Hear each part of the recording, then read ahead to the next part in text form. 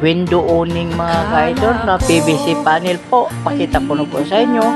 Ayan po, pati sa taas nilagyan rin namin ng cover, PVC panel din para maganda sa tingnan at pareho ang kanya kulay at hindi siya po makalabas ang hangin.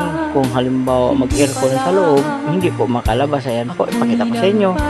Ayan mga ka-idol, yung gusto niya magpapalagay ng awning, ayan, ganito lang po, pero depende po sa size. Mayroon pong gusto nyong size na nagdagdag na lang po kayo. Pwede po siya matanggal at pwede pong madugtungan siya mga ka-idol.